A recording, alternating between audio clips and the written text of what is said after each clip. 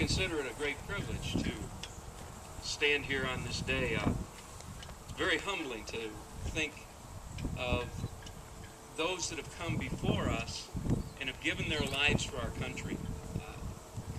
This last week I spent some time watching the History Channel, which showed so many of the tremendous sacrifices that our countrymen were willing to pay to provide for us today what we enjoy. You know, and I consider myself, to be so unworthy to even to speak on their behalf. When they've given so much, and I have enjoyed so much as a result of that, the privileges that we have, and the things that we take for granted every day, are because people came before us who knew the importance of a country that provided freedom, that provided an opportunity for each and every one of us to live a life as we feel, guided and directed by the hand of God. As I watched some of the programs that were on the television, I was just so keenly aware of the commitment of each and every individual that fought through some just unimaginable circumstances, weather that caused them just outstanding difficulty, forces and foes that were committed to the fight as much as our people were, and yet they persevered, and they continued through, and it just astounded me. As a result of that, I did some research this week, and the numbers just were beyond my imagination. When I saw that our country, in its inception, just in fighting for the freedom from England, it is estimated over 25,000 of our soldiers gave their lives. And then throughout the different battles of history, Clarissa read from Lincoln's Gettysburg Address, and during the Civil War, over 613,000 men gave their lives in battle. And that was just the men that were actually in the military, not counting civilians that would have been injured and lost their lives as well during that time. During World War I, over 100,000 men. During World War II, and the number when I saw this just struck me, because we have many people here that understand the time of World War II.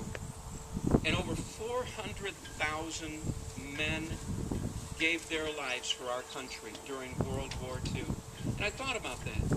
That would mean for us, in our day and age, we could probably not come across a family that had not been touched as a result of the sacrifice of men during that time. Whether it be a father, a son, an uncle, a brother, somebody would have been touched within a family. Not one community would have been untouched by the sacrifice of those men during that time. And to me, that just is so striking. And it reminds me that my life has been lived in just great freedom as a result of that. And how important it is that we never forget those sacrifices that were made. The Bible tells us and challenges us on many occasions to remember the past. One such verse is found in Deuteronomy chapter 32 and verse 7. It says, "Remember the days of old. Consider the years of many generations." And it says, "Ask thy father, and he will show thee, thy elders, and they will tell thee." And I think that's so important. And I appreciate the fact that there's children here today. And you know what, kids? Ask Dad about what Memorial Day is all about. Ask Grandma and Grandpa what Memorial Day is all about. And as adults, we carry, I believe, a tremendous responsibility to remind the generation that follows after us of the amazing and selfless sacrifice that so many people were willing to give, that we might live in a country that really is the greatest country in all the world. We may not like everything that the politicians do, but you know what? We have the freedom to speak up and grumble about it. because men have gone before and have given their lives that we could have a country such as we have.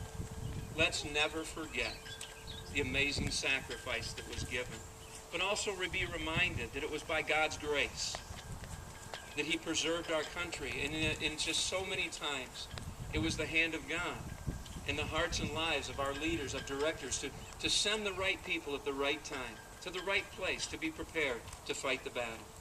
We sing a song, and I believe it's the song that we're going to sing a little bit later here, the song in our bulletin there, of America, the Beautiful. And there in that song, it reminds us that those people who wrote this song understood that God's grace was upon America. And then within that verse, there, the third line within that song, it says this: America, America, God shed his grace on thee. And you know what, folks, we ought to be thankful for a God who's shown us his grace. For those who have willingly given their lives, that we might enjoy the great privilege, and it is a privilege, of freedom. Let's not forget.